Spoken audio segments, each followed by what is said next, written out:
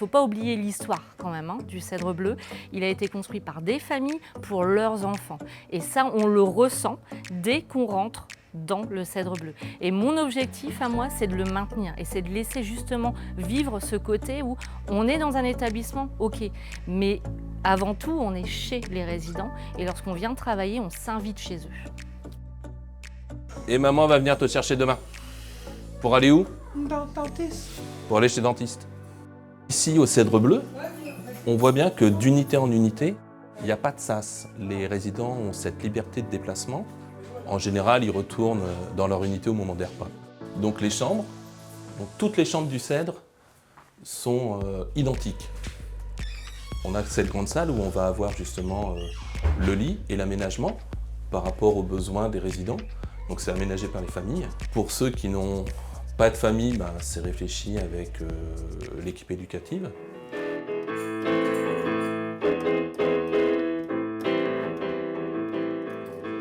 Donc tout au fil des 27 ans du Cèdre Bleu, on a énormément de matériel qui a été acheté et qui peuvent être mis à profit justement des nouveaux éducateurs qui peuvent arriver. David, Willou, allez. En fait, le but de cet atelier théâtre, c'est de ne pas faire de l'occupationnel. C'est vraiment faire des jeux, des exercices qui pourront leur servir dans la vie de tous les jours. La gestion des émotions, la concentration, l'attention à l'autre. On est dans un foyer d'accueil médicalisé, on n'est pas au centre de loisirs. Notre objectif, c'est vraiment de les faire évoluer. La semaine, on doit leur proposer effectivement des activités, mais des activités qui ont pour objectif de travailler leur projet personnalisé. Ça, c'est quoi? Le train. Donc, c'est apprendre à prendre les transports. C'est trop fort. Et ça, c'est quoi? Cuisine. Waouh! Très bien. Ça fait partie en fait du travail d'éducateur, tout simplement. De faciliter la communication, de leur permettre de s'exprimer, d'organiser leur quotidien. Beaucoup comprennent plus facilement le visuel ou les objets. Donc, on va utiliser ça pour communiquer avec eux.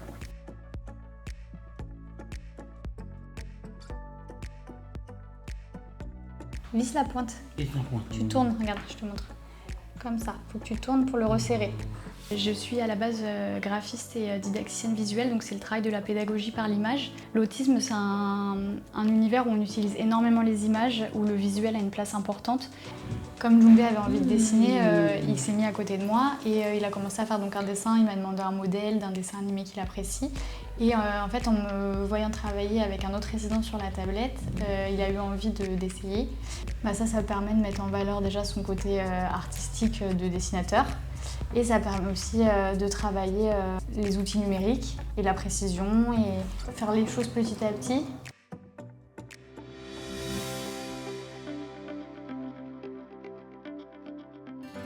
Donc là, on est dans l'appartement 301. C'est l'appartement des hommes. On a 2 résidents qui sont en colocation ici. C'est vraiment un prolongement du foyer. Ici, c'est un lieu pour favoriser les apprentissages et leur faire gagner en autonomie. On travaille vraiment avec eux. Il y a toujours 2 éducateurs qui sont présents. On leur apprend à prendre les transports en commun, à avoir des activités culturelles en ville, gérer leurs courses, faire leurs menus. C'est la coloc, justement. Le nom a été choisi par les résidents. À l'ouverture, ils ont fait un vote pour savoir comment ils voulaient appeler les appartements et ils ont voté pour la coloc. Parce qu'ils sont en coloc, typiquement. Oui, je suis contente ici, ça me plaît beaucoup. On fait des jeux de société. Des fois, on fait le goûter chez les garçons ou chez nous. Ou des fois, on mange tous ensemble.